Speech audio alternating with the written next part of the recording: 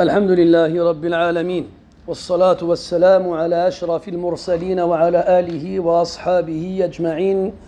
أما بعد، أيها الإخوة الكرام، نلتقي وإياكم في هذه الليلة المباركة التي هي السادسة من شهر الله المحرم أو الخامسة، أظنني قد أخطأت، الخامسة لا لعلكم أخطأتم أيضا، من شهر الله المحرم لعام 47 و400 وألف وللهجرة، الموافقة 29 من شهر جون لعام 25 و2000. كعادتنا في ليالي الاثنين نجلس سويا في بيت الله تبارك وتعالى للتعرف على خيرة البشر بعد الأنبياء والرسل، أعني بهم أصحاب رسول الله صلى الله عليه وسلم ورضي الله عنهم أجمعين. وكنا قد توقفنا في لقائنا الماضي على المرحلة الأخيرة من سيرنا في ترجمة فقيه هذه الأمة، أعني به عبد الله بن مسعود رضي الله عنه وأرضاه. والليلة بإذن الله عز وجل لنا لقاء آخر مع صحابية جليلة من السابقين الأولين ومن المهاجرات الأول، واجتمع فيها من المناقب ما لا يكاد يحصى. فهي زوجة لشقيقين اثنين، وأرملة لشهيدين، وزوجة لخليفتين، وهجرت الهجرتين وصلت إلى القبلتين، وهي كذلك أخت لامرأتين من أمهات المؤمنين، وهي أكرم الناس صهرا أو سهرا بين المؤمنين، فهي أم عبد الله الخثعمية رضي الله عنها، المعروفة بأسماء بنت عميس رضي الله عنها وأرضاها، وأدخلها فسيح جنانه سبحانه وتعالى. فنسأل الله عز وجل أن يبارك لنا في الوقت حتى نتمكن من الحديث عنها في هذه الحلقة، ونسأل الله تبارك وتعالى أن يجعلنا من الذين يستمعون القول فيتبعون أحسنه، أولئك الذين هداهم الله وأولئك هم أولو الألباب. Mes très chers frères, nous nous retrouvons dans la mosquée dans cette 5e nuit du mois de Muharram de l'an 1447, c'est-à-dire le 29 juin 2025. Comme chaque dimanche soir, la raison pour laquelle nous nous réunissons ici est de faire connaissance avec l'élite de l'humanité après les prophètes et les messagers, c'est-à-dire les nobles compagnons et compagnes de notre prophète et messager, alayhi salatu wassalam, et qu'Allah les agrée. Nous avons pu, alhamdulillah, lors de notre dernière rencontre, achever ce que nous avions à dire au sujet de ce savant illustre parmi les compagnons du prophète, alayhi salatu wassalam, c'est-à-dire Abdullah ibn Mas'ud radiyallahu anhu. Et ce soir, ensemble, nous allons voir une noble compagne parmi les femmes qui ont été aux côtés du prophète, alayhi salatu wassalam, une femme qui regroupe un certain nombre de mérites qu'il est difficile de quantifier. Elle va être l'épouse de 2 frères, bien sûr l'un après l'autre, et elle va être la veuve de 2 martyrs. Elle va être l'épouse de 2 califes. Elle est la sœur de 2 parmi les épouses du prophète, alayhi salatu wassalam, et les mères des croyants. Elle va faire 2 fois l'émigration, et elle va prier dans les 2 directions. Cette femme qu'on appelle Abdillah al-Khas'amiyah, plus connue sous le nom de Asma bint Umays radiyallahu anha wa ardaha. En demandant à Allah Azza wa Jal de nous accorder sa bénédiction durant ces quelques temps qu'on aura passé ensemble et durant tout le temps qu'on passe ici-bas, et de nous permettre de tirer profit des informations et enseignements qu'on va apprendre ensemble ce soir, tout en lui demandant de nous permettre durant les quelques minutes qui nous restent de pouvoir faire le tour de cette noble biographie qui est la sienne. Asma bint Umays ibn Ma'bad al-Khath'ami. Voici plus ou moins sa généalogie. Hiya imra'atun qurashiyya. C'est une femme qui appartient à la tribu de Quraysh. Et sa mère, ismuha Khawla bint Auf الزهري فهي زهرية أو ابن زهير أو زهير فهي من بني زهير وهي كذلك قرشية. Donc elle est de la tribu de Quraysh par le biais de son père et par le biais de sa mère. Et on l'appelle Abdillah radiyallahu anha de par l'enfant qu'elle a eu avec Ja'far, le premier enfant qu'elle a eu avec son premier époux Ja'far ibn Abi Talib radiyallahu anhu, comme on le verra par la suite inshallah. Et comme on l'a dit tout à l'heure, cette femme-là, Asma bint Umays, se retrouve dans la généalogie de nombreuses personnes tout aussi illustres les unes que les autres. Elle est la sœur de deux des épouses du prophète alayhi salatu wassalam, Maymunah bint al-Harith et Zaynab bint Khuzayma. Et bien entendu, elle est leur sœur, soit du côté du père, soit du côté de la mère. Elle est aussi la sœur de al-Harith, qui est l'épouse de l'Abbas ibn Abdul Muttalib. Et donc, la mère de Abdullah ibn Abbas. Donc Asma, radiyallahu anha, bint Umays, est aussi la tante de Abdullah ibn Abbas. Et elle est la sœur de Salma, et ba'duhum yaqulun Sulma, bint Umays, qui est l'épouse de Hamza ibn Abdi al-Muttalib, radiyallahu anhuma. Elle est donc, par alliance, la belle-sœur du prophète, alayhi salatu wassalam, et de l'Abbas, et de Hamza, et elle est la tante de Abdullah ibn Abbas, et elle est aussi, donc, l'épouse de Ja'far, le cousin du prophète, alayhi salatu wassalam. Elle sera aussi par la suite l'épouse de Ali, le frère de Ja'far, alayhi ridwanullah, et ses enfants seront alors des cousins proches ou lointains du prophète alayhi salatu wassalam. C'est pour ça que de nombreux savants disent qu'elle est parmi les compagnons l'une qui a la plus noble généalogie par alliance, car elle est liée au prophète alayhi salatu wassalam de nombreuses fois par alliance. Asma bint Umays radiyallahu anha. Et d'ailleurs, Asma radiyallahu anha, donc on a vu qu'elle avait beaucoup de sœurs.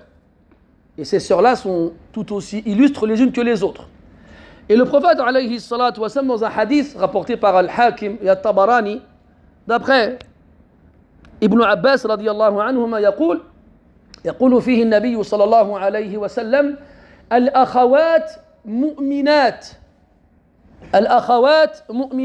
ميمونة زوج النبي صلى الله عليه وسلم وأم الفضل بنت الحارث وسلمى امرأة حمزة وأسماء بنت عميس هي أختهن لأمهن.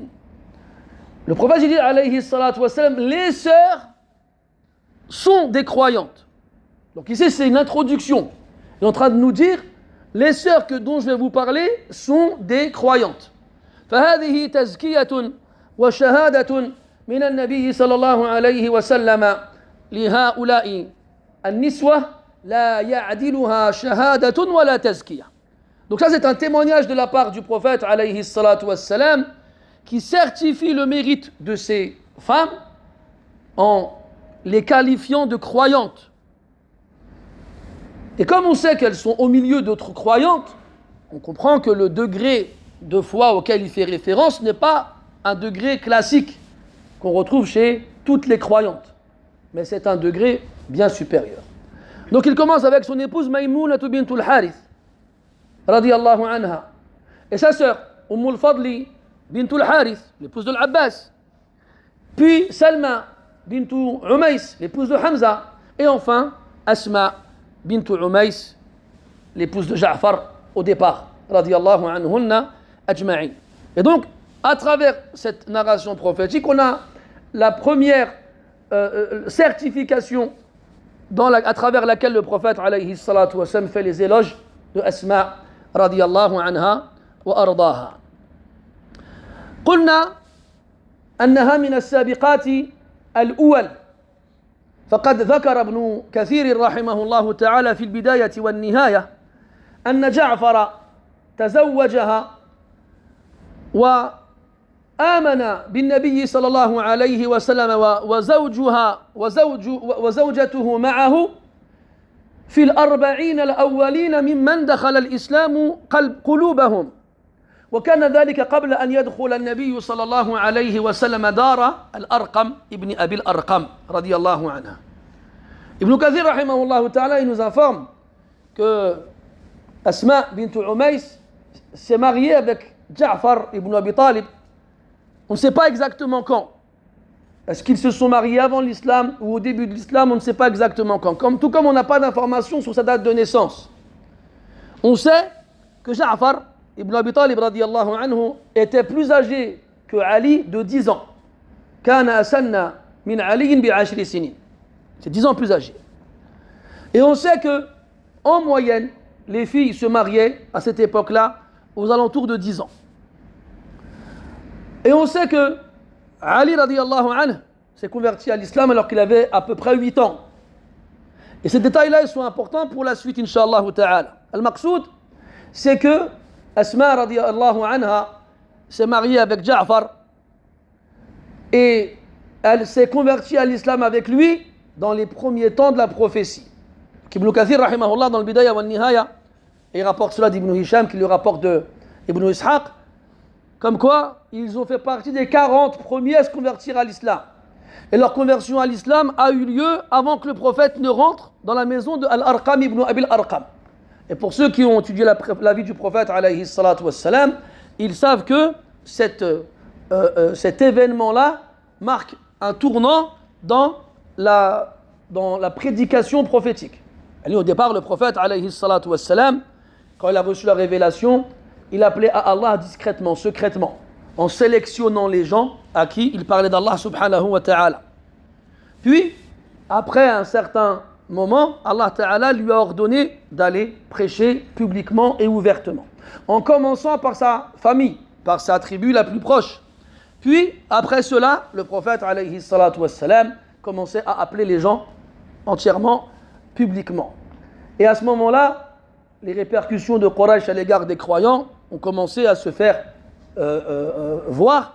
Alors le prophète alayhi salatu wassalam a choisi la maison de l'Arqam ibn Abi al-Arqam pour plusieurs raisons qu'on avait déjà évoquées précédemment. Et c'était l'endroit dans lequel ils se réunissaient afin qu'ils leur lisent le Coran et leur apprennent l'islam.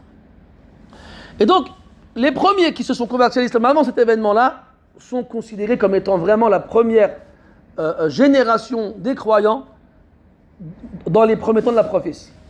Et Asma et Ja'far radiyallahu anhuma faisaient donc partie de cette première génération. Et comme vous le savez, on l'a dit de nombreuses fois, Quraysh a fait subir les pires atrocités aux musulmans faibles et dépourvus de défenseurs jusqu'à ce qu'Allah Ta'ala leur permette de quitter la Mecque en direction de l'Abyssinie. Et parmi les premiers à partir, on avait vu Uthman et Ruqayya, la fille du prophète alayhi salatu wassalam, radiyallahu anhuma, et Ja'far et Asma. Et on sait que leur mariage est encore récent parce qu'ils n'ont pas encore eu d'enfants. Et les 3 enfants qu'elle va avoir avec Ja'far, elle les aura là-bas en Abyssinie.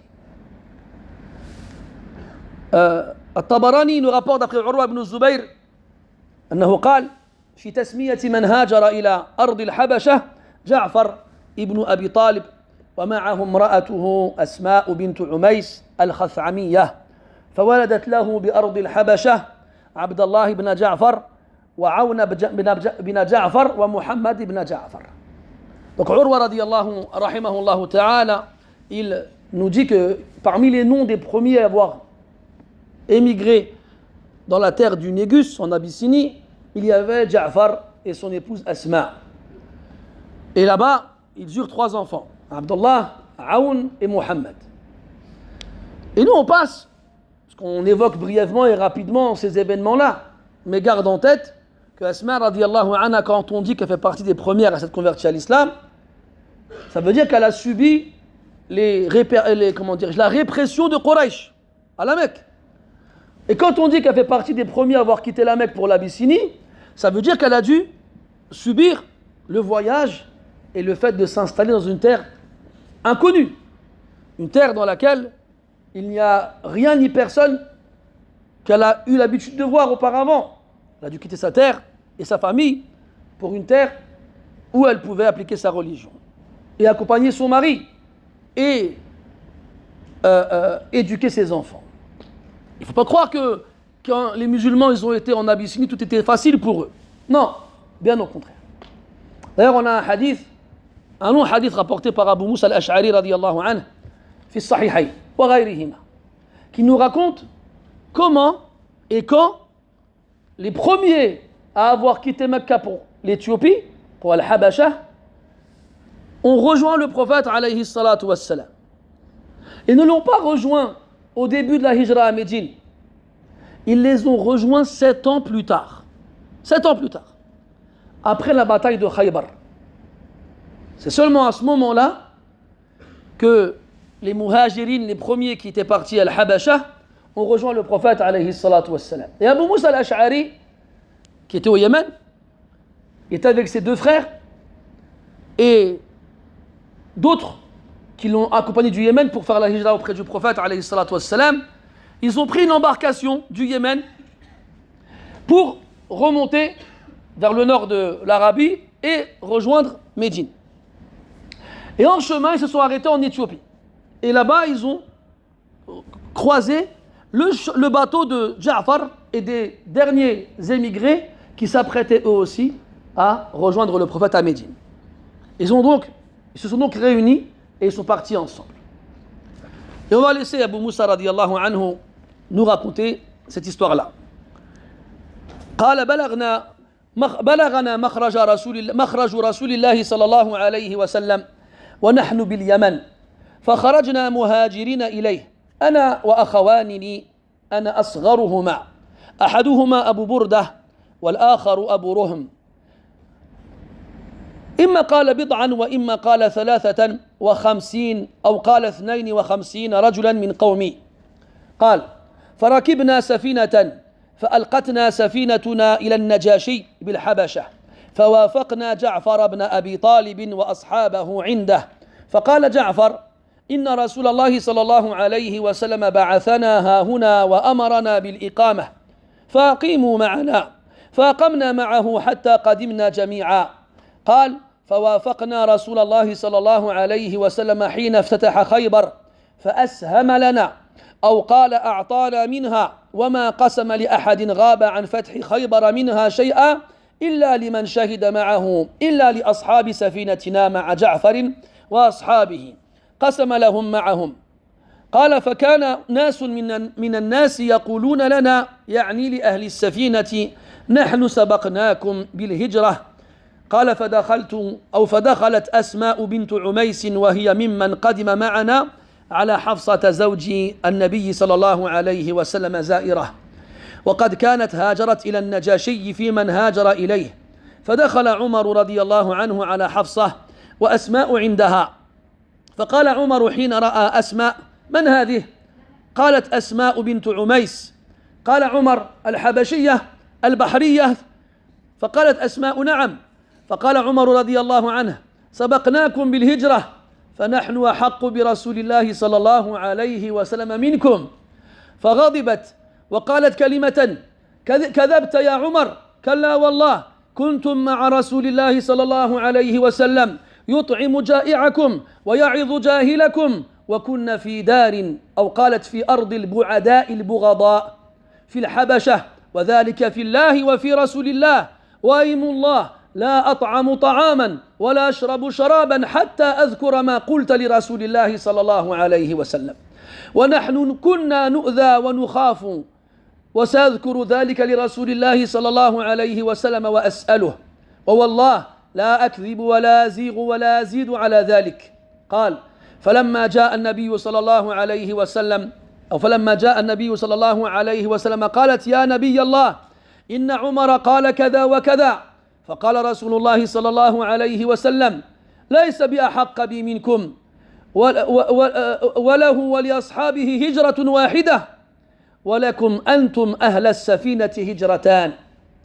وفي رواية قال هجرة إلى الحبشة وهجرة إلى المدينة، وفي أخرى قال هجرة إلى النجاشي وهجرة إلي.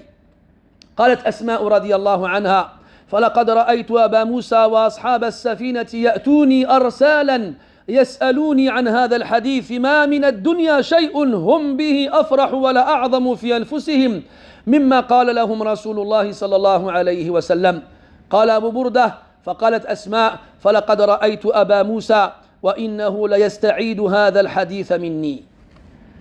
إذن Abu Moussa radiallahu anhu, il nous dit, lorsqu'il a appris que le prophète alayhi salatu wassalam avait quitté la Mecque pour Médine, il est parti du Yémen avec ses deux frères. Et lui, c'était le plus petit des trois. Un s'appelait Abu Burda, l'autre Abu Rohm. Et Abu Burda, son frère, eh bien, quand il va avoir un fils plus tard, Abu Moussa, il va l'appeler Abu Burda. Et le fils de Abu Moussa, il va avoir un petit-fils et il va s'appeler lui aussi Abu Burda. Abu Burda, le petit-fils et le fils et l'oncle, masha'Allah, tabarakallah. C'est pas comme toi, tu appelles ton fils Jason ou là, je sais pas quoi. Quand on dit appelle-le comme ton père ou là comme ton grand-père, il dit ah là, c'est tombé, c'est périmé, c'est fini tout ça. C'est toi, t'es périmé. Taïb. Alors, ils étaient soit 35, soit une cinquantaine à quitter le Yémen pour rejoindre le prophète à Médine alayhi salatu wassalam. Ils ont pris un bateau et le bateau les a menés jusqu'en Éthiopie. Une fois arrivés en Éthiopie, ils sont arrivés auprès du Négus, al-Najashi, et ils y ont trouvé Ja'far ibn Abi Talib. Ja'far, il leur a dit nous sommes venus ici sous l'ordre du prophète alayhi salatu wassalam. Et il nous a ordonné de rester ici jusqu'à ce qu'il nous dise de le rejoindre. Alors restez avec nous. Et ils sont restés ensemble. Donc si on prend la parole d'Abu Moussa, quand on a appris que le prophète était installé à Médine, on ne sait pas exactement à quel moment ça arrivé. Est-ce que c'est arrivé exactement au moment où le prophète est parti ou un peu plus tard?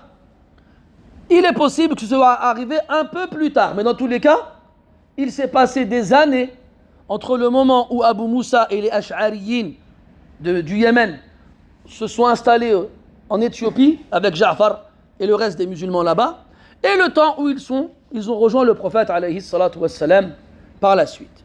Et c'est effectivement ce qui s'est passé. Ils l'ont rejoint lorsque le prophète alayhi salatu wassalam a remporté la victoire à Khaybar, soit en l'an 7 de l'Hégire. Et là, ils arrivent là-bas, et en même temps, il y a aussi Abu Hurayra radiallahu anhu qui arrive. Et le prophète alayhi salatu wassalam, il partage le butin de Khaybar.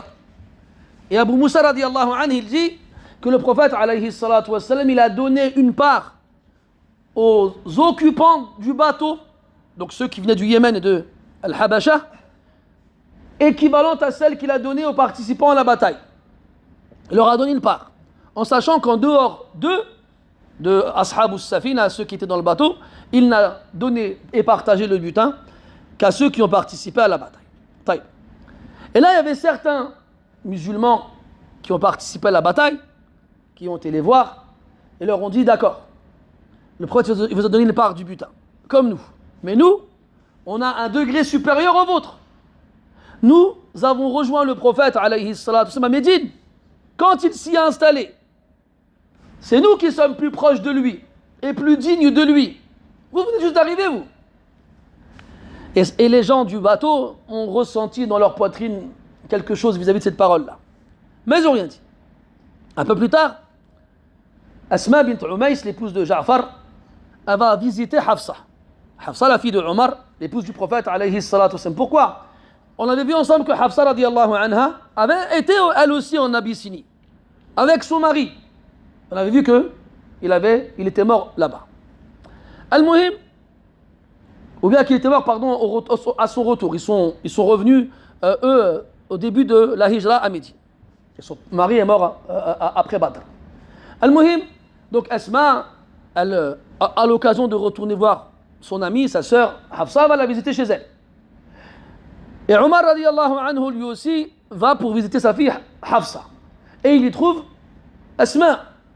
Alors il demande à Hafsa, c'est qui elle? Et elle lui dit, c'est Asma bint Umays. Et là, Omar, il lui dit, l'Éthiopienne, Al-Bahariya, celle qui a pris la mer. Et là, Omar, il lui dit, nous sommes plus dignes du prophète que vous, et plus proches du prophète que vous, parce que nous, on a émigré avec lui, et pas vous. Et là, Asma, radiyallahu anha, elle se met en colère. Elle lui dit, kadhabt. Et là, il est important de comprendre que chez Ahlul Hijaz, kadhabta, ça veut pas dire t'as menti. Ça veut dire que tu dis faux. Ce que tu dis n'est pas en conformité avec la réalité. Bien sûr, Omar la yakdhib, radiyallahu anhu. Et c'est comme ça qu'on comprend de nombreuses paroles de compagnons les uns envers les autres, où ils se disent les uns les autres kadhabt. Pas dans le sens tu mens, mais dans le sens où ce que tu dis n'est pas correct, n'est pas conforme à la réalité. Et donc Asma radiyallahu anha, elle se met en colère. Elle dit, tu dis faux, ya Omar. Par Allah, vous étiez avec le prophète, alayhi salatu wassalam. Il nourrissait les affamés parmi vous. Et il exhortait les ignorants parmi vous. Et nous étions dans le pays et la terre des lointains et des détestés. Al-Bu'ada, Al-Bourada. Tout cela en Allah et en son messager. Par Allah, je ne mangerai plus rien. Et je ne boirai plus rien tant que je n'aurai pas rapporté au prophète ce que tu as dit, alayhi salatu wassalam. Nous étions là-bas et nous subissions des répercussions et nous étions effrayés en Allah et en son messager. Je vais aller le voir et je vais lui demander si ce que tu as dit est réel, sans rien rajouter, ni diminuer, ni transformer de ta parole. Elle est partie voir le prophète, alayhi salatu wassalam. Elle lui a dit, ya Rasulallah, Omar il a dit telle et telle chose. Et le prophète lui répond, alayhi salatu wassalam, mais toi tu lui as répondu quoi? Et là elle lui répond, je lui ai répondu telle et telle chose. Et là le prophète lui dit, alayhi salatu wassalam, ce n'est pas vrai. Ils ne sont pas plus dignes que vous de moi, ni plus proches de moi que vous. Eux, ils ont une émigration, alors que toi et tous les occupants du bateau en avaient deux. Et dans une version, une vers l'Abyssinie et une vers Médine. Et dans une version, une vers le Négus et une vers moi. Et à partir de ce moment-là, quand il a dit « Antum wa ashabu safina » vous et les gens du bateau. Parce qu'Abu Moussa et les Ash'ariyoun n'ont pas fait les deux hijras. Est-ce que le fait qu'ils soient restés en Abyssinie, c'est une hijra pour eux? Allahu a'lam. Dans tous les cas, ils étaient ensemble. Et le prophète, alayhi salatu wassalam, il a donné ce jugement à l'ensemble des personnes qui étaient dans ce bateau-là. Et à partir de là, les Ash'ariyoun du Yémen étaient tellement heureux et fiers que le prophète les ait comptés parmi ceux qui avaient deux émigrations, qu'ils venaient en groupe voir Asma radiyallahu anha le plus souvent possible pour qu'elle leur répète à chaque fois cette information-là. À chaque fois, ils venaient. Elle dit Asma radiyallahu anha qu'il n'y avait pas une chose dans ce bas monde qui leur procurait plus de joie et qui était plus valeureux dans leur poitrine que la parole du prophète alayhi salatu wassalam à l'égard des gens du bateau. Et elle disait que Abu Moussa, il venait la voir de nombreuses fois et à chaque fois, il lui demandait la même chose. Répète-moi ce que le prophète a dit. Répète-moi ce que le prophète a dit sur les gens du bateau. Et elle lui répétait. À chaque fois, sans aucune lassitude. Et donc, ça, c'est la deuxième certification du prophète, alayhi salatu wassalam, à l'égard de Asma, radiyallahu anha. Même si elle n'est pas propre à elle, mais elle fait partie de ceux qui ont pu en profiter. L'année d'après, le prophète, alayhi salatu wassalam, il envoie Ja'far, son cousin et l'époux de Asma, radiyallahu anha, à Mu'tah, pendant le mois de Shawwal. Non, pendant le mois de Jumada al-Oula ou al-Akhira. Et à la base, comme vous vous souvenez, le chef de l'escadron, c'était qui? Hein? Moussama? Là. Zayd ibn Haritha, na'am, ahsantum. C'était Zayd ibn Haritha radiyallahu anhu. Après il a dit si jamais Zayd il tombe, c'est Ja'far qui lui succédera. Et si jamais Ja'far il tombe, qui lui succédera? Personne. Abdullah ibn Rawaha. Et il n'a pas nommé de quatrième. Et Abdullah ibn Rawaha aussi va tomber. Et qui va le remplacer? Khalid ibn Walid. Khalid ibn Walid. Al-Muhim, Al-Rasul sallallahu alayhi wa sallam, il envoie Ja'far et le reste des compagnons à Mu'tah pour une bataille terrible. Et Ja'far, il va mourir. Et il récupérera l'étendard et il se fera blesser des dizaines de fois jusqu'à se faire couper les deux mains. Et Allah Ta'ala, il révèle au prophète alayhi salatu wassalam la mort de ses compagnons, de Zayd, de Ja'far et de Abdullah. Et là, le prophète alayhi salatu wassalam, il va annoncer la nouvelle à Asma. والحديث رواه أحمد وغيره عن أسماء بنت عميس رضي الله عنها قالت لما أصيب جعفر وأصحابه دخلت على رسول الله صلى الله عليه وسلم وقد دبغت 40 منيئة وعجنت عجيني وغسلت بني ودهنتهم ونظفتهم فقال رسول الله صلى الله عليه وسلم ائتيني ببني جعفر قالت فأتيته بهم فشمهم وذرفت عيناه فقلت يا رسول الله بأبي أنت وأمي ما يبكيك أبلغك عن جعفر وأصحابه شيء قال صلى الله عليه وسلم نعم أصيبوا هذا اليوم قالت أسماء فقمت أصيح واجتمع إلي النساء وخرج رسول الله صلى الله عليه وسلم إلى أهله فقال لا تغفلوا آل جعفر من أن تصنعوا لهم طعاما فإنهم قد شغلوا بأمر صاحبهم ففي رواية عند عبد الرزاق قال لها النبي صلى الله عليه وسلم يا أسماء لا تقولي هجرا ولا تضربي صدرا.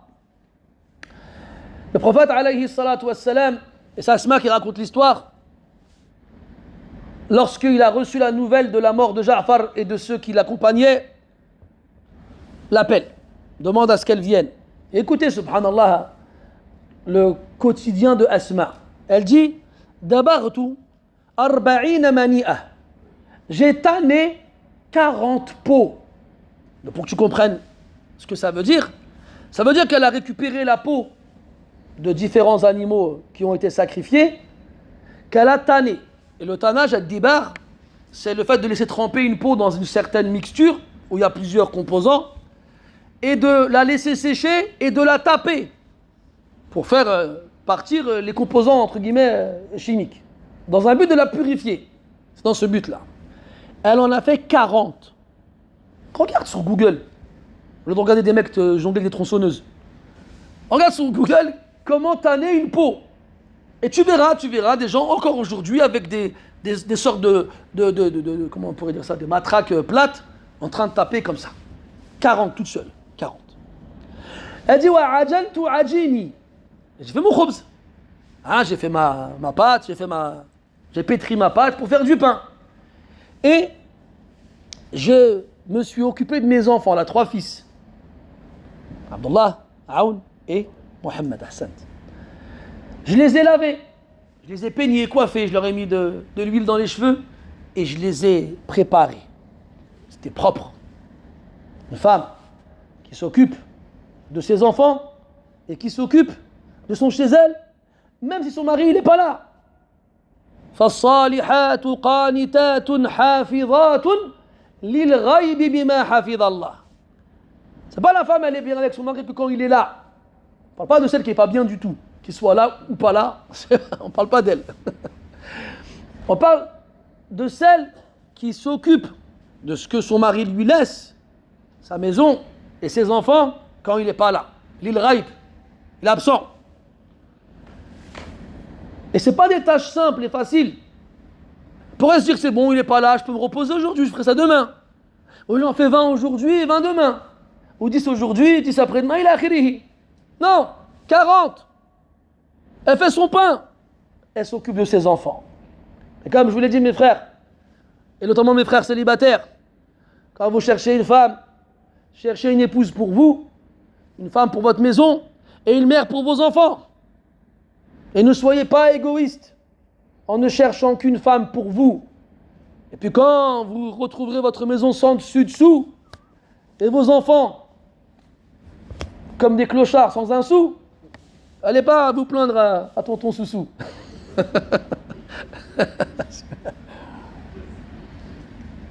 M'appelle pas tonton Soussou. Hein. Je suis pas ton pote, moi. Hein. Voilà, une fois j'étais à Médine, dans le Masjid Nabawi avec des frères, on discutait comme ça. J'entends wesh Soso. Je dis non, c'est pas moi. Ça doit être en pashtoun peut-être, ça veut dire quelque chose peut-être, je sais pas. Soso, qui c'est qui m'appelle comme ça? Je connais personne, hein. à part, écoutez, hein, à part ma mère et mes sœurs, personne m'appelle comme ça. Et en plus ils disent pas Soso, c'est Soussou. C'est pas pour vous ça. Et là, je me retourne. C'est un frère, je l'ai vu une fois dans ma vie. Une fois. Wesh, Soso, ça va? Tu fais quoi avec lui? Tu fais quoi? Qu'est-ce que tu fais avec lui? Eh mes frères, tu sais, des fois quand j'ai ce genre de discours, il y en a qui se disent, oui, il se prend pour qui lui? Non, tu m'appelles pas comme ça.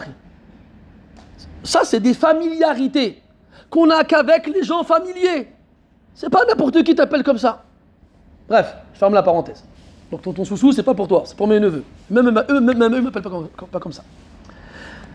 Ouais, je dis n'importe quoi, après je me trompe. Donc si tu veux te marier, Akhil Aziz, cherche une femme pour toi, une femme pour ta maison et une mère pour tes enfants. Galek, qu'est-ce que tu penses toi de ci, de ça, les questions qui servent à rien. Bref, qu'est-ce que je disais? Oui, donc le prophète, quand elle arrive avec ses enfants, il lui dit, ramène-moi mes enfants, ramène-moi les enfants de Ja'far.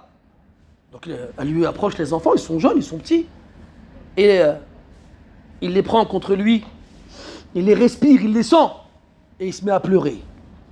Il se met à pleurer parce qu'il reconnaît l'odeur de son cousin, Ja'far, qui est mort sur le champ de bataille. Il se met à pleurer. Et là, Asma radiyallahu anha dit, Ya Rasulallah, pourquoi tu pleures? Qu'est-ce qui te fait pleurer? Est-ce que tu as appris quelque chose au sujet de Ja'far et de ceux qui sont avec lui? Le prophète il dit oui. Ils sont morts aujourd'hui sur le champ de bataille. Et là, Asma, qu'est-ce qu'elle fait? Elle se lève et elle se met à crier. Pourtant, le prophète il interdit an-niyaha. Il interdit aux femmes de crier, de se lamenter après la mort d'un proche. Alors pourquoi Asma a fait ça, radiyallahu anha? Pourquoi elle fait ça? On se souvient qu'Asma, elle revient de l'Habasha, où elle est restée des années. Et entre son arrivée à Médine et la bataille de Mu'tah, il s'est passé quelques mois seulement. Hein, ça s'est passé la même année. Et il est probable que cette information ne lui était pas parvenue. Elle ne la connaissait pas. Donc elle s'est mise à crier, et là les femmes autour d'elle se sont réunies autour d'elle pour la consoler. Et le prophète ne lui a pas interdit de le faire, malgré le fait que c'est interdit à la base. Et c'est même un grand péché. Pourquoi? Parce que c'est pas le moment.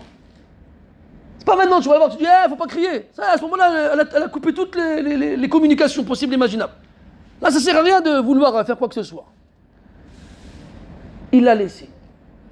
Même Fatima radiyallahu anha, dans une version du hadith, elle est venue, elle a dit, Wa abna amma, Wa abna amma, en parlant de Ja'far, oh le fils de mon oncle. Et là, le prophète, il a dit, Ala mithli Ja'far, faltabki al-bakiya. Sur quelqu'un comme Ja'far, que les pleureuses pleurent. Que les pleureuses pleurent.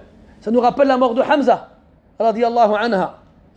Quand il a été mutilé à Uhud, sa femme et sa fille étaient restées à Mecca. Et il n'y avait personne pour le pleurer. Et quand les femmes pleuraient leur mort, qui sont tombées à Uhud, il a regardé comme ça autour de lui, il a dit Lakinna Hamza la bawakiya lah. Il a dit mais Hamza, il n'y a personne pour le pleurer. Donc dans certaines circonstances, le prophète alayhi salatu wassalam, il faisait preuve de tolérance, notamment quand c'est pas le moment de faire d'interdire le mal, quand bien même c'est un mal, en prenant en compte l'état de la personne au moment où elle apprend la nouvelle, et aussi son degré dans l'instruction religieuse. Est-ce qu'elle connaît ou non ces choses-là? Souvenez-vous l'homme qui a ruiné dans la mosquée et à qui le prophète a parlé avec douceur et tendresse, et l'autre qui a dirigé la prière de l'Isha en restant le Baqarah et à qui le prophète s'est adressé avec sévérité. Likulli maqamin maqal. Al-Muhim, Asma radiallahu anha, elle pleure son mari, radiallahu anha wa ardaha. Et là, le prophète, il va voir les gens et il demande aux gens de ne pas négliger la famille de Ja'far et de leur préparer à manger. Isna'u li ali Ja'farin ta'ama fa innahu qad ja'ahum ma yushghiluhum ou ma yashghaluhum. Préparez pour eux à manger parce que là, ils ont été touchés par une chose qui va les préoccuper. Et donc Asma radiallahu anha va être la cause de la législation d'un élément important pour les musulmans dans comment dirais-je, dans ce qui est tragique pour eux, la mort d'un proche. Et nous, malheureusement, on fait tout le contraire. Quand il a interdit aux gens de rester chez les proches du défunt, les Sahaba radiyallahu anhum disaient Kunna na'uddu al-julusa ma'a ahli al-mayyit min an-niyahati al-muharrama. Nous considérions le fait de nous asseoir avec les proches du défunt comme faisant partie de la lamentation interdite. Ils ne restaient pas avec eux. Ils venaient, ahsanallahu azaakum, et ils partaient. C'est pas comme aujourd'hui, ils viennent avec les valises. Ils viennent avec les valises. Qu'est-ce qu'on va manger aujourd'hui? Et là, les proches de la famille, ils doivent chercher à manger. Et ils doivent préparer à manger. Ils n'ont même pas le temps de pleurer leur mort. Il y en a, ils restent chez toi une semaine. Il t'a dit, mais je viens de loin. Miskin. Il n'y a pas d'hôtel dans la ville. Et si jamais tu ne leur fais pas à manger, chez Tfiha, Chouma, ça ne se fait pas. La honte. Ils sont venus le voir, il ne leur a pas fait à manger. Il ne les a pas accueillis. Il a akhirihi. Voilà. Rasul il a dit Isna'u li ali Ja'farin ta'aman fa innahu qad ja'ahum ma yashghaluhum. Faites-leur à manger. Tu crois quelqu'un, son mari vient de mourir et il va penser à les faire à manger? En plus, mets-toi dans la peau de Asma à ce moment-là. Cette jeune fille qui se convertit à l'islam et qui se marie avec un homme qu'elle accompagne jusque dans une terre inconnue, aux côtés duquel elle va rester des années là-bas, à patienter, fidèle, à l'aider et le soutenir. Puis, elle va à nouveau voyager avec lui pour arriver jusqu'à Médine et enfin être soulagée d'un long périple, douloureux et fatigant, pour quelques mois plus tard être éprouvée à nouveau avec la mort de ce mari-là. Pas une fois Ja'far il a dit Asma elle n'a pas patienté. Pas une fois Ja'far il a dit Asma elle a voulu rentrer. Pas une fois Ja'far il a dit Asma elle a voulu divorcer. Non. Comme elle a dit à Omar, nous on est partis là-bas en Allah et en son messager. Et on a supporté une terre lointaine avec des gens qu'on n'aimait pas pour Allah et son messager. Et on a subi des souffrances et des douleurs. On a été effrayés pour Allah et son messager. Et Wallah. Et toi aujourd'hui, tu te maries avec une femme, tu lui donnes tout ce dont elle a besoin. Elle dit La ilaha illallah Muhammad Rasulullah. Elle vit à quelques kilomètres de chez ses parents. Elle a une voiture, une carte bleue. Mais une chose, tu lui dis ou tu lui montres qu'il ne lui convient pas, directement te dit c'est fini. Prends tes affaires et sors. Je veux plus de toi. Je veux divorcer. Je veux ci et je veux ça. Qu'est-ce qui est arrivé aux musulmans? Qu'est-ce qui leur est arrivé? Comment on est passé de femmes comme Asma bint Umays et Asma bint Abi Bakr et les autres femmes qu'on a pu voir ensemble jusqu'à présent et d'autres qu'on verra après par la suite, Inch'Allah ta'ala, et les femmes d'aujourd'hui. Après, moi, si une femme elle me dit bon, écoute, moi, ces femmes-là ne sont pas mes références, moi je préfère prendre comme référence Cécile, Virginie et Marie-Clarence, je ne lui jetterai pas la pierre. Au moins, elle a été sincère. Mais quand une vient, elle me dit le Coran et la Sunna selon la compréhension des plus prédécesseurs, et qu'après elle fait la même chose que les autres, wallahi, je ne vois pas de différence. Laqad a'zamtum ala Allahi al-firyah. Et wallah, vous avez proféré sur Allah un énorme mensonge. Et je ne m'innocente pas moi-même. Je ne dis pas que ces choses-là ne viennent que des femmes. Nous aussi, en tant qu'hommes, on peut nous jeter la pierre. Nous aussi, on peut nous dire, vous passez votre temps à dire les pieux prédécesseurs, où et quand? Et à quel moment? Nous ne voulons pas de paroles seulement, des slogans qu'on chante à tue-tête, à n'importe quel moment. Non, on veut des actes, des réalités. ce qui prouve que vraiment tu suis leurs pas et tu es sur leur voie, c'est que tu essayes de faire comme eux tant que tu le peux. C'est ça la vérité. À me dire moi je, tout le monde peut le faire.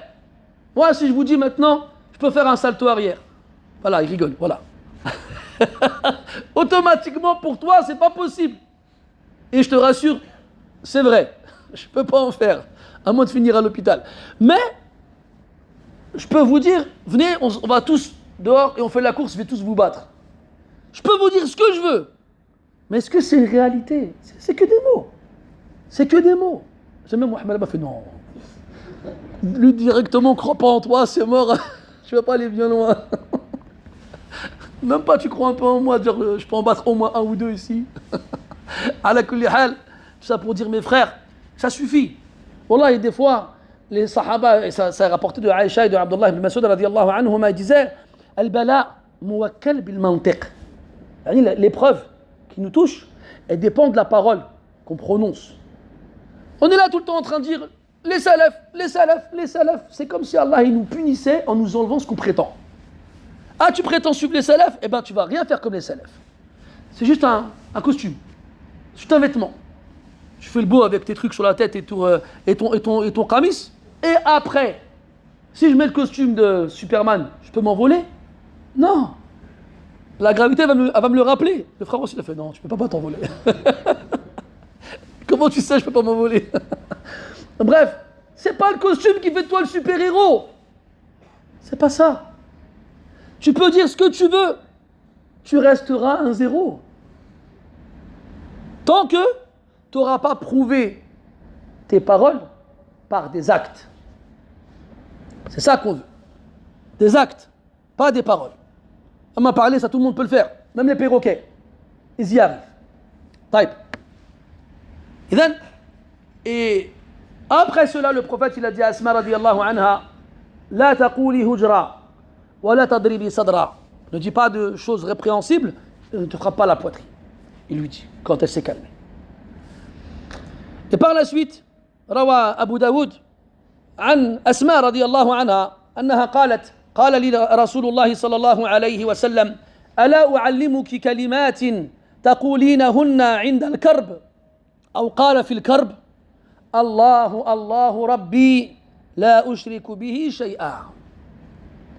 Il lui a dit après cela, veux-tu que je t'enseigne des mots à dire lorsque tu es touché par une douleur, une épreuve, quelque chose qui t'afflige? Il lui a dit, dis Allahu Allahu Rabbi la ushriku bihi shay'a. Et répète-le. Et là, on pourrait se dire que c'est une phrase simple, une phrase composée de quelques mots, une phrase que n'importe qui peut dire n'importe quand. Mais, encore une fois, c'est quand on sous-estime la portée réelle de ces mots-là. Des mots que si on les posait sur une balance, et qu'en face on poserait des montagnes, c'est ces mots-là qui auraient le dessus. Allahu Allahu Rabbi la ushriku bihi shay'a. Et des fois les gens quand ils sont dans les problèmes, les soucis, ils prennent des calmants, ils vont chez le psychologue, ils s'enferment dans leur chambre, ils ferment les volets, ils ne parlent plus à personne. On leur dit mais ce comportement-là n'est pas le comportement des musulmans. Les musulmans ils ne sont pas touchés par ces choses-là. Allah il leur a donné des remèdes. Et son prophète aussi, alayhi salatu wassalam, prends-les. Qu'est-ce qui fait que quand le docteur il te prescrit des calmants, des antidépresseurs, tu les prends et ça marche? Qu'est-ce qui fait que ça fonctionne? Donc il y a le côté chimique de la chose, certes, mais il y a aussi le degré de certitude que tu as dans ces cachets-là. Si on avait ce degré de certitude dans ces paroles qui nous sont données dans le Coran et la Sunna, on verrait les résultats aussi. La preuve, c'est que les gens avant, ils les disaient et ça marchait sur eux. Vous connaissez tous l'effet placebo. Hein, on prend des cachets, on met dedans de l'eau, on met rien. On prend des malades, on leur dit, ce médicament-là, il a été certifié par les plus grands médecins et il a été testé sur de nombreux malades et ils ont guéri, prenez-le. Eh bien, les gens, ils les ont pris, ils ont guéri. Il y a des gens, ils les ont pris, ils ont guéri. Bon, ça n'a pas marché sur tout le monde. Mais ça a marché sur certains. Le degré de confiance que que tu donnes aux médicaments. Et il y a des gens, tu vas les voir, ils viennent te voir et disent j'ai des soucis, je suis dépressif, j'ai des idées noires. Fais du dhikr. J'ai déjà fait du dhikr. Il te dit comme ça, moi, c'est déjà arrivé. J'ai déjà fait du dhikr. Genre, en gros, ton truc, t'as pas quelque chose d'autre? Subhanallah. T'as déjà fait du dhikr? Eh bien, continue d'en faire. Continue. Quand toi, tu prends un Doliprane et que t'as encore mal au crâne, qu'est-ce que tu fais? Ben, t'en reprends un autre. Et après, dans la boîte, tu te dis de ne pas en prendre un, pas plus de un toutes les 4 heures. Mais combien il y en a, ils en prennent? Je lis il n'y a pas longtemps qu'une des causes de mortalité les plus fréquentes aujourd'hui sur Terre, c'est dû à l'excès dans la prise de ces médicaments-là. Apparemment, ça détruit le foie, un truc comme ça. Là. Les gens, ils prennent. Ils prennent même du codéiné. Quand ils ont vu que le 500 grammes, il faisait rien, ils sont passés au 1000 grammes. Quand ils ont vu que le 1000 grammes, il faisait rien, le codéiné. Ils prennent ça comme des M&M's, comme des tic-tac. Tic-tac? Non, c'est un autre truc, tic-tac. C'est des tic-tac. Tu connais bien, tic-tac. C'est quoi, tic-tac? Ils prennent ça comme des tic-tac. Et un jour, tu apprends quoi? Un cancer du foie. Et on meurt. Mais pourquoi? Ce que je veux dire, c'est quoi? C'est que quand il en a pris un, et qu'il a encore mal au crâne, il en prend un autre. Il a encore mal au crâne, il en prend un autre. On lui dit, frère, attention, faut en prendre trop. J'ai trop mal au crâne. Mais quand tu lui dis, fais du dhikr, c'est bon, j'ai déjà fait du dhikr. Il va pas se dire, je vais continuer à faire du dhikr jusqu'à ce que j'ai plus mal au crâne, jusqu'à ce que j'ai plus mal au ventre, jusqu'à ce que j'ai plus mal. Parce qu'il s'est lassé. Tu sais pourquoi il s'est lassé? Parce qu'il n'est pas habitué à faire du dhikr. C'est lourd pour lui. Si c'était quelque chose de naturel et d'habituel, il s'en lasserait pas. Il pourrait le dire 10, 20, 30, 100, 1000 fois sans se lasser. Mais comme c'est une chose qu'il n'a pas l'habitude de faire, et qu'on lui demande de le faire, il s'impatiente parce qu'il ne voit pas les résultats tout de suite. Alors il arrête. Et il va chercher un médicament autre. Et aujourd'hui, tu as vu encore une fois un des signes de cette dépendance présente chez beaucoup de musulmans. Ils viennent nous demander à nous de leur lire du Coran dans de l'eau. Il y a même des gens qui viennent me voir tous les vendredis avec un pack de 6 bouteilles de Evian. Non, pas Evian, non, c'est un peu trop cher. De cristalline. Il me dit, le frère, fais-moi ma dose. C'était comme ça. Alhamdulillah, Rabbil Alamin, Ar-Rahman, Ar-Rahim, Malik al-Yawm. Il est content, il part. C'est son substitut du médicament. C'est un problème. Et je lui dis, Al-Hajj, tu peux le faire tout seul, tu sais, mon Coran et le tien, c'est le même. Hein. Il dit, non, c'est pas pareil, toi t'es un frère. Ah, c'est pareil, mon frère. Ça se trouve, Allah, avec moi, tu te mets encore plus malade. Tu sais pas, Wallah. Moi, j'ai mangé quoi avant de faire dans le truc. Al-Muhim, tout ça, mes frères, ça te montre le degré de certitude qu'on a vis-à-vis du médicament. Et pire que ça, vis-à-vis du docteur. Vous vous souvenez, on a dit quoi la semaine dernière avec Abdullah ibn Mas'ud, quand Uthman lui a dit, je te ramène un docteur, il a dit, At-tabib ou amradani. C'est le docteur qui m'a fait tomber malade. Parlant d'Allah Azza wa Jal. Et quand ils ont dit à Abu Bakr, radiyallahu anhu, Ala nad'u laka at-tabib. فقال قد جاءني الطبيب. On t'appelle le docteur. Il a dit le docteur il est déjà venu. Je dis ah ouais. فماذا قال؟ قال إني فعال لما أريد. Il dit je fais ce que je veux. والطبيب ليس من أسماء الله عز وجل. C'est pas un des noms d'Allah subhanahu wa ta'ala. Pourquoi? Parce que les noms d'Allah كلها حسنى. Les noms d'Allah ils sont parfaits dans leur sens. Positif à 100%. Le tabib c'est pas une qualité, c'est un état. Et aussi Allah il a un nom meilleur que tabib. Al-Shafi, celui qui guérit. Celui qui guérit, c'est meilleur que celui qui est docteur. Al-Muhim, ça pour dire que Al-Tabib, comme ça une qaïda dans l'asma wa sifat, c'est babu al-ikhbar awsa' min babi al-sifat. Wa babu al-sifat awsa' min babi al-asma. Ila akhirih. Bon bref, ça c'est plus tard. Al-Muhim, mes chers frères, il lui a dit, je dis ces mots-là. Allahu Rabbi, la ushriku bihi shay'a. Et tu le répètes. Et tu le répètes, et ça va te soulager. Ça va te consoler, ça va t'apaiser. Si tu y crois. Si tu n'y crois pas, alors ne t'en plains qu'à toi-même. Ne te plains qu'à toi-même. في حديث عن عبد الله بن جعفر رضي الله عنه أن النبي صلى الله عليه وسلم أتى آل جعفر بعد 3 يعني بعد موت جعفر ب3 فقال لا تبكوا على أخي بعد اليوم ادعوا لي بني أخي قال فجيء بأغيلمة كأنهم أفرخ محمد وعون وعبد الله فقال ادعوا لي الحلاق قال فجاء الحلاق فحلق رؤوسهم ثم أخذ بيد عبد الله فأشالها فقال اللهم أخلف جعفرا في أهله وبارك لعبد الله في صفقة يمينه فجاءت أمهم يعني أسماء فقال لها النبي صلى الله عليه وسلم تخافين عليهم العيلة وأنا وليهم في الدنيا والآخرة. وفي حديث رواه مسلم عن جابر رضي الله عنه أن النبي صلى الله عليه وسلم رخص لآل حزم في رقية الحية وقال لأسماء بنت عميس ما لي أرى أجسام بني أخي ضارعة أي نحيفة تصيبهم الحاجة قالت لا ولكن العين تسرع إليهم قال ارقيهم قالت فعرضت عليه فقال ارقيهم. Le prophète alayhi salatu wasallam, après 3 jours après la mort de Ja'far, il a dit aux gens maintenant vous pleurez plus sur Ja'far. Et en fait le deuil il y a de 2 formes.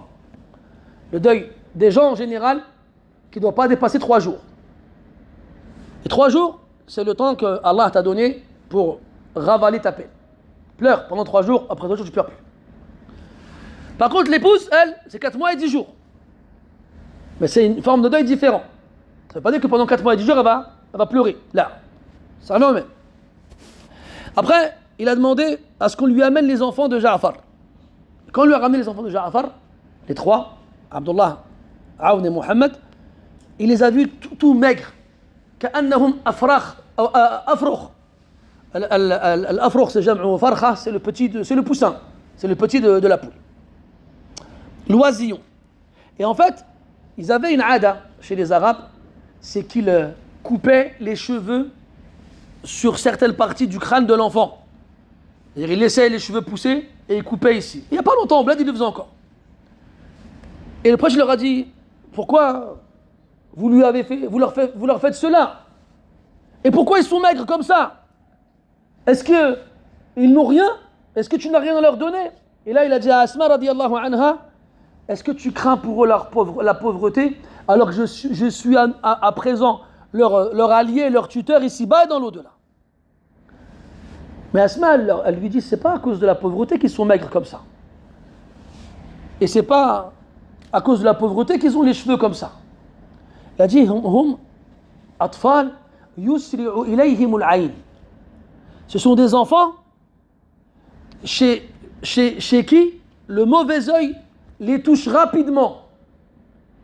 Et les ulama disent que c'était très beau. Ils disent que Ja'far radiyallahu anhu était un de ceux qui ressemblaient le plus au prophète alayhi salatu wassalam. Et que Abdullah ibn Ja'far était aussi parmi ceux qui ressemblaient le plus au prophète alayhi salatu wassalam. Et quand les gens les voyaient, ils leur faisaient l'aïn.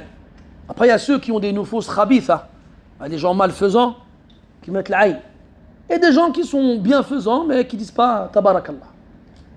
Vous savez, quand on voit une chose qui peut faire naître l'envie chez quelqu'un, ne jamais oublier de dire tabarakallah, Allahumma barik.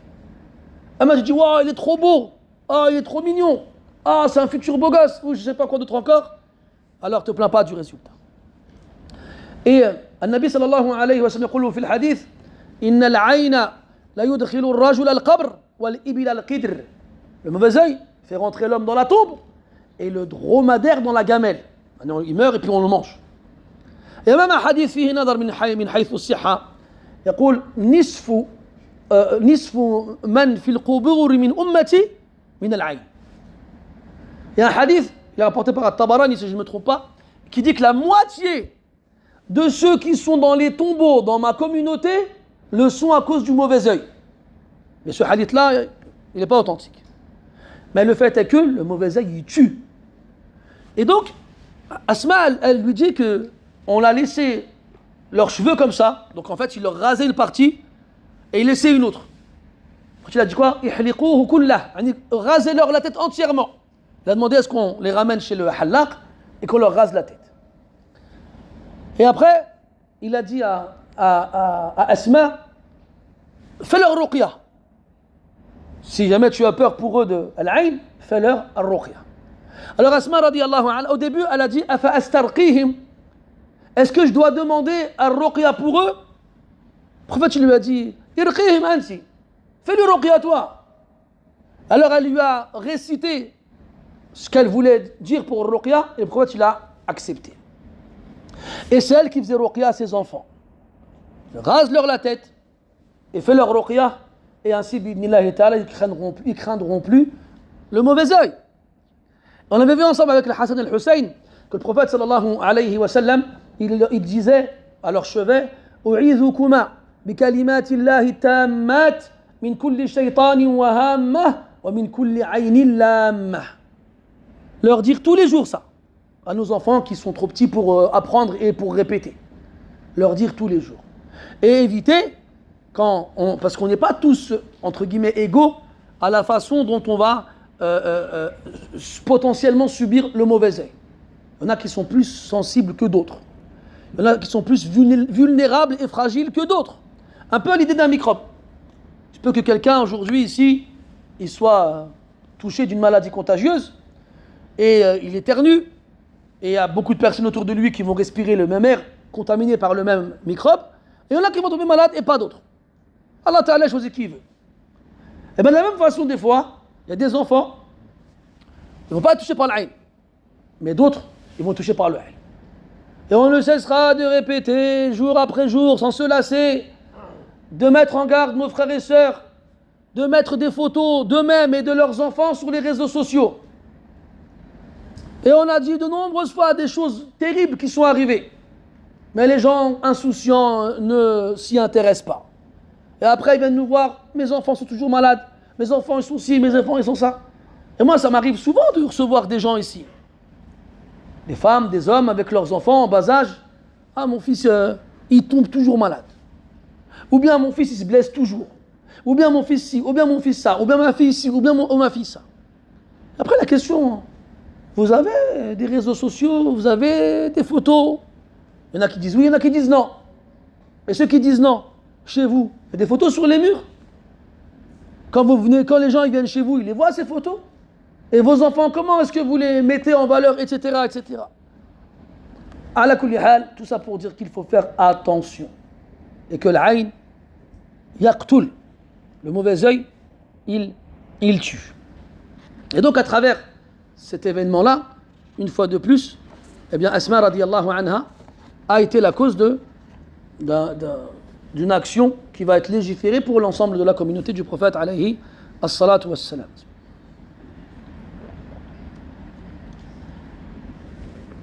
Quelques mois plus tard, au mois de Shawwal, la 8e année toujours, la idda de Asma radiyallahu anha est finie.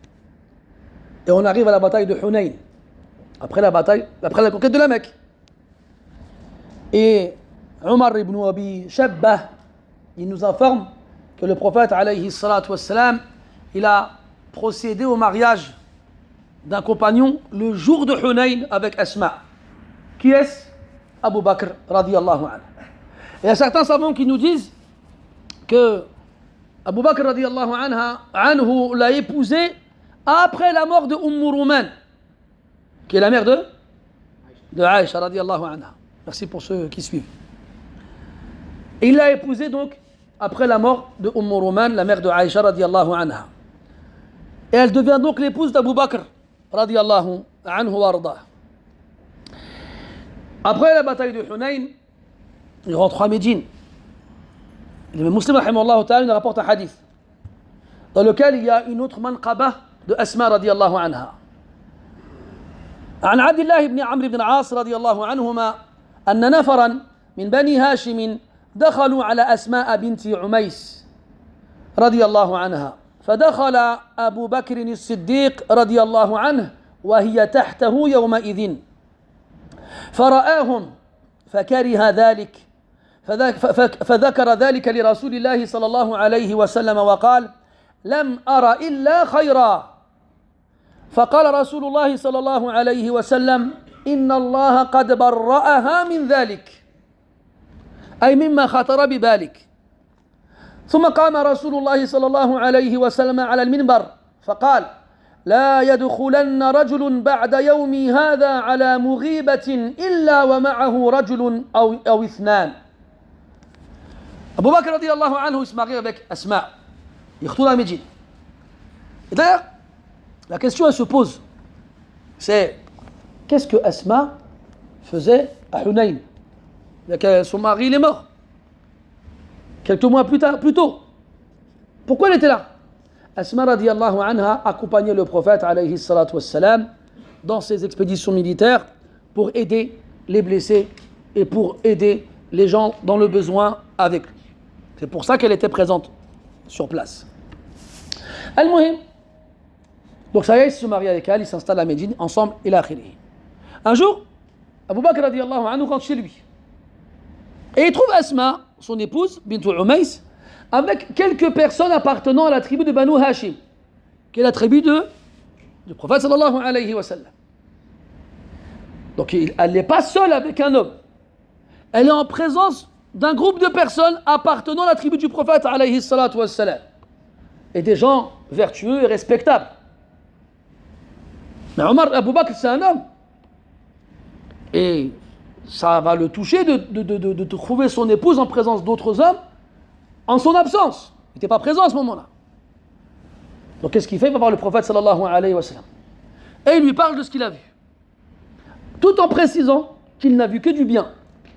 Il n'a vu que des gens vertueux, des gens respectables et honorables, et il ne les a vus que échanger des paroles respectables et honorables.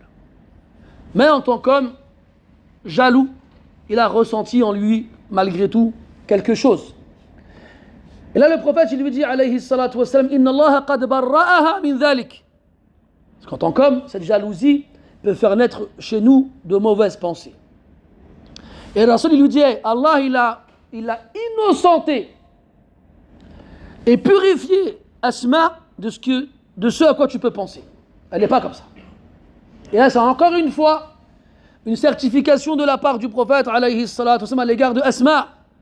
Comme quoi Asma n'est pas ce genre de femme de qui on peut craindre une chose de ce genre-là. Elle n'est pas comme ça. Et c'est une certification qui vaut son pesant d'or. Mais, pour ne pas que ce genre de choses se reproduisent, le prophète, alayhi salatu wassalam, monte sur le minbar après cet événement-là. Et il interdit aux hommes de rentrer chez une femme qui n'est pas de leur famille en étant seul ou en étant deux. Il a dit soit tu viens avec quelqu'un ou avec deux personnes. Pourquoi il a dit dans le hadith sallallahu alayhi wa sallam la yakhluwanna rajulun bimra'atin illa wa kana thalithahuma ash-shaytan. Il n'y a pas un homme qui s'isole avec une femme sans que le troisième des trois ne soit le diable. Et il a dit aussi alayhi salatu wassalam iyyakum wad-dukhul ala an-nisa. قالوا يا رسول الله أرأيت الحمو قال الحمو الموت. Ils lui ont dit, prenez garde au fait de rentrer chez les femmes. Ils lui ont dit, Ya Rasulallah, que dis-tu du beau-frère, du mari, du frère du mari? Il a dit, le frère du mari, c'est la mort.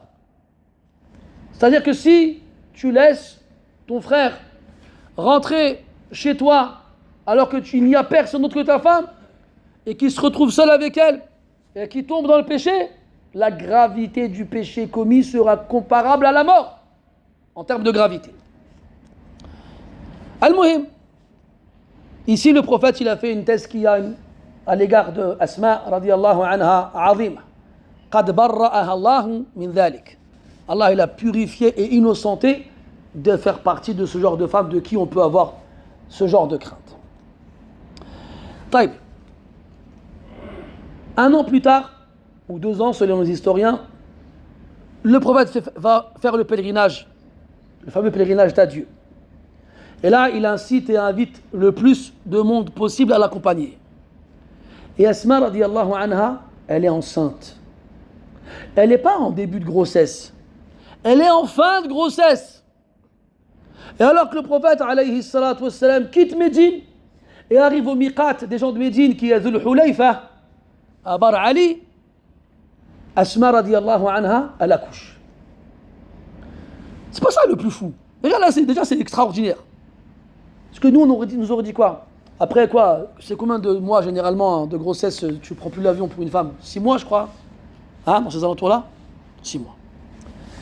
6 mois, elle est comme ça. Ah, ramenez-moi ci, ramenez-moi ça. Mouskina. Pardon. Mais voilà, des fois, tu t'entends des choses. Subhanallah. Elle est en fin de grossesse, elle part en voyage. Et c'est pas à l'aéroport de Roissy prendre, je sais pas, Turkish Airlines en classe économique. Chicken or beef. C'est pas ça. Elle monte sur un dromadaire. Le dromadaire, c'est la force du trône. Hein. C'est la force. Si tu vomis 16 fois, t'as fait 10 mètres. Elle est enceinte, elle est en fin de grossesse. Ils arrivent à Dhul Hulayfa, faut que j'accouche. Vas-y, accouche. Elle accouche. Et là, elle demande à Abu Bakr que faire. Et là, في رواية قال فهم أبو بكر بردها. Abu Bakr il a eu envie du bon écoute, ça sert à rien, tu viens accoucher, reste à Médine. Elle a dit, je vais quand même demander au prophète sallallahu alayhi wa sallam. روى مسلم أن أبا بكر رضي الله عنه سأل النبي صلى الله عليه وسلم عن شأن أسماء فأمره النبي صلى الله عليه وسلم أن يأمرها أن تغتسل وأن تهل. Donc il a dit au prophète, Asma vient d'accoucher. Qu'est-ce qu'on fait? Il a dit, dis-lui qu'elle se lave et dis-lui qu'elle dise Labbaik Allahumma umrah wa hajja. Elle est partie faire le hajj. Elle est partie faire le hajj dans un voyage qui a duré presque une dizaine de jours, à peu près une semaine. Elle vient d'accoucher. C'est pas là, à l'hôpital pendant une semaine, tu lui ramènes des gâteaux, tu lui ramènes des chocolats, tu lui ramènes. Tu viens la voir, ça va, tout va bien. Non, je suis fatigué, Mouskina. Puis elle rentre à la maison. Elle a le plus du repos. Parce qu'elle va dire, oui, mais à l'hôpital, ils venaient toutes les 3 heures pour changer les draps. Et puis la nourriture n'était pas bonne. Et puis ma voisine de chambre faisait du bruit. Mouskina. Ils vont, je vais me faire des copines aujourd'hui, mais c'est pas grave, j'ai l'habitude. Donc, elle rentre à la maison. Bon, vas-y, on mange quoi ce soir? Elle va dire, Rami, j'ai accouché, j'ai passé des jours difficiles à l'hôpital, je suis encore fatigué, j'ai mal au dos. Achète quelque chose à l'hôpital. Achète quelque chose dehors. Et là, toi, en tant que gentleman ou bouffon, c'est toi qui choisis. Tu veux quoi, ma chérie? Tu veux des pizzas? Non, je veux pas les pizzas. Bon, tu veux quoi alors? Choisis ce que tu veux. Ça, c'est un piège. Quand on te dit choisis ce que tu veux, c'est ce que tu vas choisir, elle ne va pas aider. Alors la technique, je te donne une technique, comme ça tu ne tombes pas dans le piège dans lequel on est tombé nous. Achète tout. Achète des pizzas, des sandwichs, des sushis, achète des pâtisseries, tout. Comme ça, elle va dire, ah ouais, c'est bien, j'aime bien ça. C'est nous les massakines, c'est pas eux. Donc Asma radiyallahu anha, aslaf, labbaik Allahumma hajjatan wa umrah. C'était ça la talbiya qu'ils ont fait. Et elle part. Pendant une semaine, sur le dromadaire, à droite, à gauche, à droite, à gauche, avec un bébé. Un bébé qui, tu connais les bébés quand ils naissent, ça pleure, ça dort, ça mange. C'est les 3 fonctions qu'un bébé il a. Bébé qui s'appelle comment d'ailleurs? Mohammed ibn Abi Bakr. C'est le fils que Abu Bakr va voir avec Asma radiyallahu anha. Mohammed qui va jouer un rôle par la suite. Voilà, c'est chaud. Et attends, elle arrive à Mecca. Qu'est-ce qu'elle fait? Elle fait la Umrah. Pas la Umrah complète parce qu'elle est Nufasa. Et la femme qui a accouché ne peut pas faire tawaf. Donc elle est en Kiran. Elle va faire le Hajj et la Umrah ensemble. Ça veut dire qu'elle arrive à Mecca. Elle fait sa'i et elle attend. Elle attend Ayam al-Hajj. Et puis elle fait le Hajj. Elle va à Mina. Elle va à Arafat. Elle va à Muzdalifa. Elle va à Mina. Et il a akhirihi. Elle fait tout ce que fait le pèlerin, sauf qu'elle ne fait pas de tawaf. Et en général, la moyenne de jours que la femme reste indisposée après l'accouchement, c'est 40 jours. Ça peut être moins, ça peut être plus, mais au moins c'est 40 jours. Ça veut dire qu'elle est restée tout ce temps-là à attendre de plus être Nufasa, en état de lochi. Et après que le sang est arrêté de couler, elle est partie faire le tawaf. Son tawaf al-ifada, le tawaf du hajj. Tfadal. Tu vas me demander combien de fois toi partir là? Relou lui là. Il part et revient, il part et revient. Et Ilan, mets-toi à sa place. Enfin non, tu peux pas te mettre à sa place toi. Que toi et moi, alhamdoulilah, Allahumma lak alhamd. On ne peut pas avoir d'enfant. Mais une femme qui, elle a accouché. Elle sait c'est quoi accoucher. Elle sait c'est quoi. Elle sait c'est quoi comme fatigue, comme douleur. Eh bien, Asma, elle a fait le hajj. Elle a fait le hajj après avoir accouché avec un bébé. Subhanallah. Ça, c'est pas un exemple pour les femmes en premier et pour les hommes aussi. De, comment dirais-je, de force. C'est des, comment ça s'appelle, des forces de la nature, ces hommes et ces femmes-là. Il n'y a rien qui les empêche de faire ce qu'Allah et son prophète leur demandent de faire. Il n'y en a pas, il va dire, je suis malade, je suis fatigué, j'ai mal au dos, j'ai ci, j'ai ça. Non, il faut le faire, on le fait. Ils accouchent, ils ont un bras coupé, ils ont quoi que ce soit, ils le font. Et Allah, il nous donne des exemples parmi les femmes, mes frères. À nous, les hommes. Toi qui viens, tu dis, moi, je suis un homme, je suis supérieur physiquement à la femme, je peux faire des choses qu'elle ne peut pas faire, porter des poids qu'elle ne peut pas porter, courir des distances qu'elle ne peut pas courir, etc., etc. Eh ben, vas-y, toi. Fais ce qu'elle a fait, Asma, radiyallahu anha. C'est vraiment, t'es un homme. Parce que les hommes de l'époque de Asma, ils faisaient des choses extraordinaires aussi. Mais nous, on fait quoi, nous? Qu'est-ce qu'on fait? Que de la parole, encore une fois. Que de la hadra khawiya. Que des paroles vides. Al-Muhim, Abu Bakr radiyallahu anhu, comme vous le savez, le prophète meurt, sallallahu alayhi wa sallam. Et c'est lui le premier calife. Donc Asma radiyallahu anha, elle devient l'épouse d'un calife. Après avoir été l'épouse d'un martyr. Et on sait comment la période dans laquelle Abu Bakr radiyallahu anhu a été calife était mouvementée. C'était des guerres après des guerres. Et ça a duré pendant 2 ans.